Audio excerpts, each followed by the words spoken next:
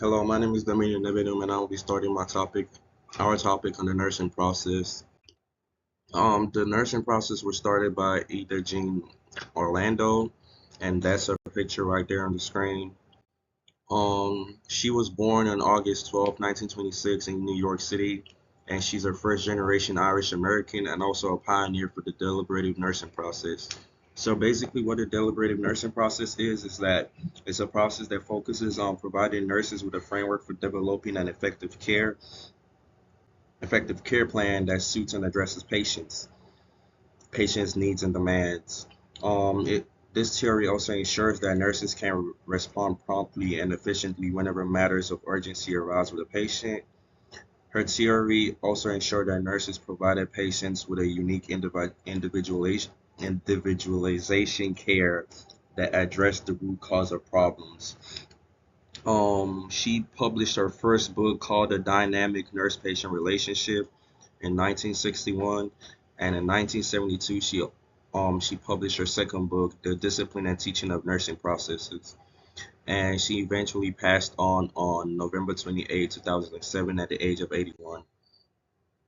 She studied nursing and earned her diploma at Flower Fifth Avenue Hospital School of Nursing in New York, and also proceeded to earn her bachelor's degree in public health from St. John University in Brooklyn, and also a Master of Arts in Mental Health from St. John's University in Brooklyn as well. Her career, she worked as a practitioner, a consultant, and a research director. Her passion for mental health also led her to become a staff nurse later on, and a psychiatric researcher. She eventually became an associate professor of mental health and psychiatric research at the Yale University of Nursing in New Haven, Connecticut. So basically, she outlined the mental health concepts as well as the basic nursing curriculum that has been streamlined to what we have today. She also was the one who created and birthed the deliberative nursing process, and she has published in the dynamic nurse-patient relationship, the function, the process, and the principle. That's basically the NLN classics in nursing theory. And basically, the theory basically stresses the importance of developing, a reciprocal relationship. That is, a relationship that, um, you know, it's a give and take kind of thing between the nurse and the patient, where the nurse not only develops, patient-centered care, but it's a sense where the nurse cares for the patient in return. Because of how well the nurse cares for the patient also reacts positively to the nurse's care. And Ada began the whole process and, the whole theory and this whole perspective of the nursing process. So the core concepts of the nursing process, we have the patient needs. The patient needs is basically what the patient requires. For instance, if there's a situation where the patient is having an aspiration, maybe he or she or they may need an NSG2, or a situation where they can't urinate properly, they might need a catheterization, right? With a catheter, be it a straight or an indwelling catheter. So the patient needs is very well an important part of the nursing concept, right? Um, Nurse's reaction. Now, this is how the nurse, may react or, respond to whatever the patient is coming with, right? Which is a core part, because the way the nurse responds to this is also very important, or it may, be a crucial precursor for how the patient is going to respond to the nurse's care, or, whatever the nurse gives to the patient, right? The validation, right? The validation is also incredibly key. And this is just basically being there for the patient, being a listening ear to them, do not invalidate or do not put belittle whatever they are going through, because it's very important to them, or else they wouldn't be there. So validation is a key part of the core concepts of the nursing process. And we also have the deliberative nurse in action, which is intentional acts by the nurse to make sure that the patient reacts properly to whatever it is that they give to the patient, right? Whatever it is, being intentional and having purpose behind every single action, because at the end of the day we want to have a positive reaction from the patient. So every single action that a nurse takes has to be well thought out and intentional, so we could get the best out of the patient and give the best care to the patient-centered care, basically. An immediate need, right? It is, respond whatever the patient needs at the moment, whatever they require. We're giving it to them. Where, as nurses, we always have to look out for the priority, right? So we're looking out for that and make sure that the patient is getting what they need at the moment. Okay, so we are looking at Ada Orlando's nursing process. Now, this process includes five different phases. We have the assessment, diagnosis, planning, outcome identification, and the evaluation phase. Now, all these phases put together ensure the proper assessment, diagnosis, and care of the patient. In the assessment phase, here comprehensive data is collected on the patient, and this is also the point where the patient's health history is looked at, and this is also where the interview/examination is done by the nurse on the patient. Now, the objectives of this phase include establishing a healthy patient relationship with the nurse. This is just to facilitate trust between the patient and the nurse. Collect objective and subjective data on the patient. Now, objective data is what the nurse can see and report. So, let's say bruises, coughing, or rash is very visible.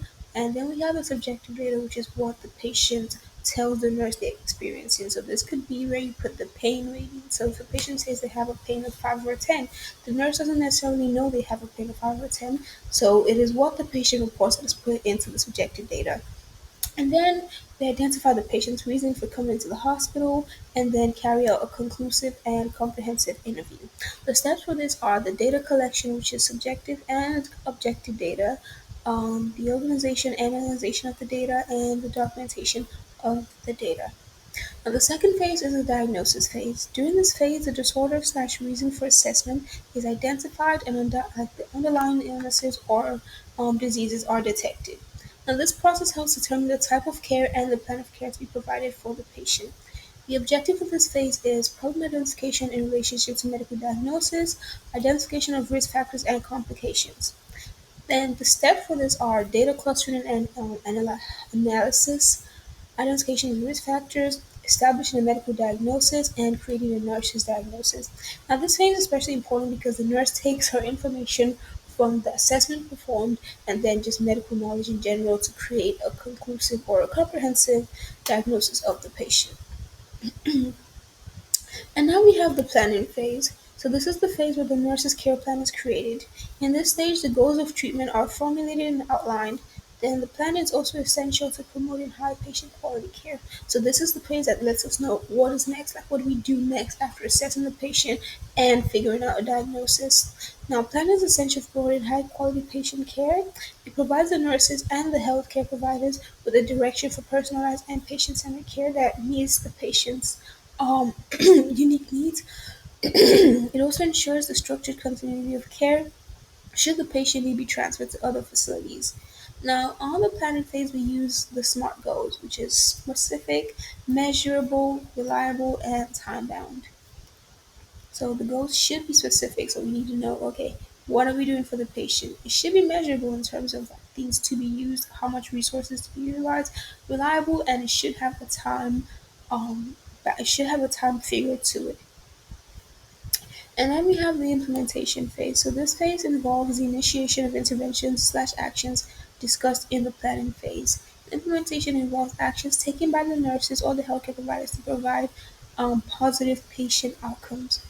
Um, the implementation phase includes reassessing the patient, determining the nurse's need for assistance, implementing the nurse's interventions, supervising delegated care, and documenting nursing activities. It is through this process that an evaluation of patient's response to treatment is gauged. Implementation focuses on accomplishing the already established SMART goals and examining the progressive changes. And then we have the final stage, which also is not necessarily the final stage, just depending on the context. The final phase of the nursing process is used to determine the patient's progress towards the implemented plan of care. It provides the nurses with a basis for determining and explaining the methods used, the foundation upon which the diagnoses were created, and the various ways in which the care was implemented. The objectives of this are determine if the nursing interventions were helpful towards achieving the expected outcome, verify the quality of care provided by the healthcare team, analyze the data recorded, and facilitate the continuity of care. Now, as previously mentioned, the final phase of the nursing process, which is the evaluation phase, is not necessarily a final phase because um, it could serve as a means for like continuity of care. So, say the patient needs surgery or they need further treatment. The evaluation phase helps the doctors and the future doctors realize, okay, this is what needs to be done, and this is where we're going to go from there.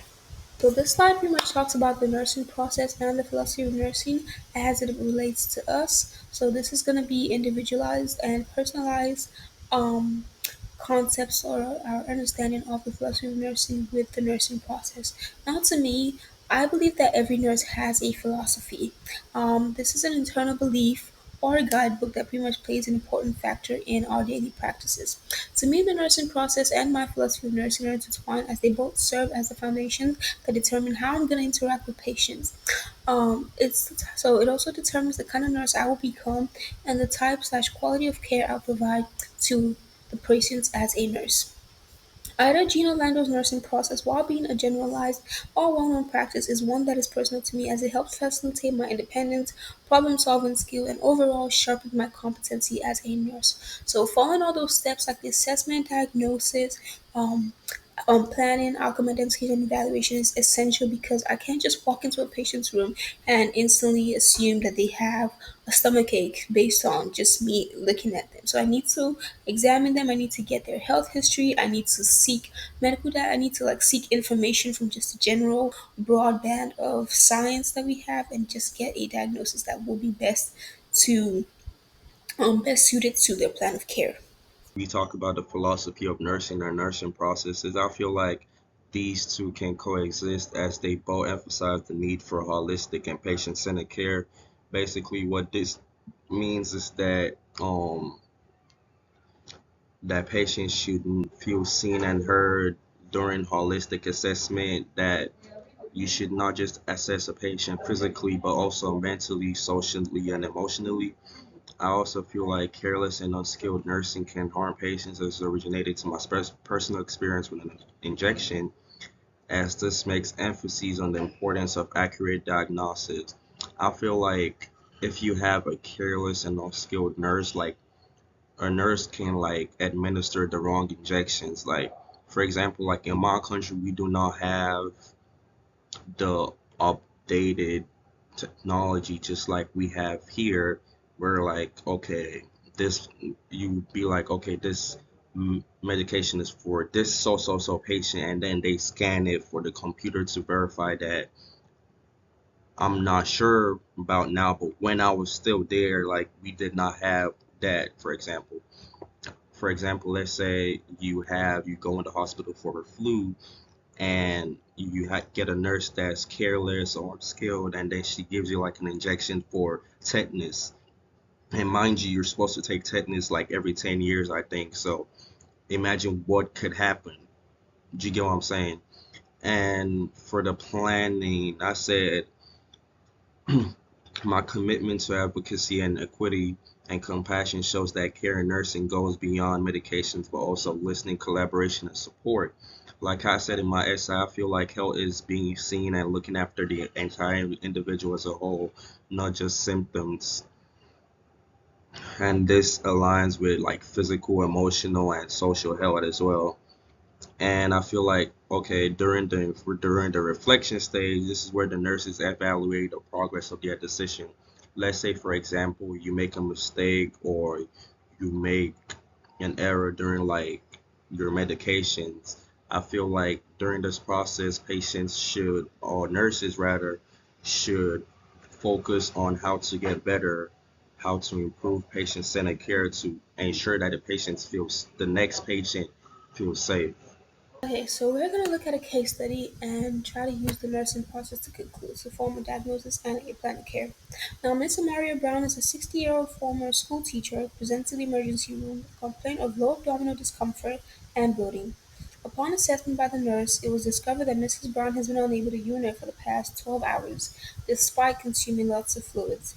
As a nurse, using the nursing process, how would you go about arriving at a diagnosis? Basically, using the nursing process, we know the first thing that we want to do is the assessment, right? So as a nurse, we're going to gather information, about Mrs. Brown's condition. She's already complained about the lower abdominal discomfort and bloating, and the fact that she hasn't been able to urinate for the past 12 hours, right? So basically, we're going to gather information on that. And we're also going to ask about the medical history. We're also going to perform a physical examination where we also try to palpate the abdomen to check for maybe any tenderness or whatever, or distension, right?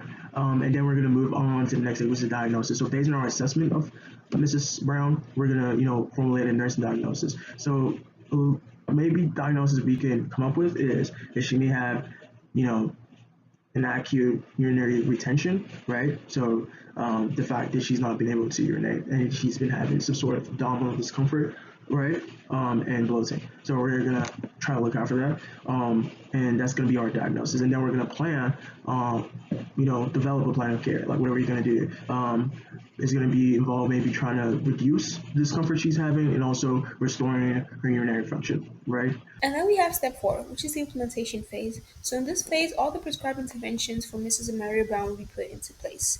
And now the interventions for her in this case include the insertion of a urinary catheter, which we are using a sterile 14 French Foley catheter to relieve any retention of urine, the drainage of clear, pale yellow urine at 800 milliliters in this case. We're going to record the urine output hourly for 24 hours and observe things like color changes, foul odor, and discharge.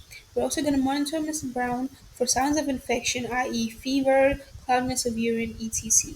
And in addition to this, we're also going to educate Mrs. Brown on the purpose, importance, and care of the catheter to prevent infections or just general pain or discomfort.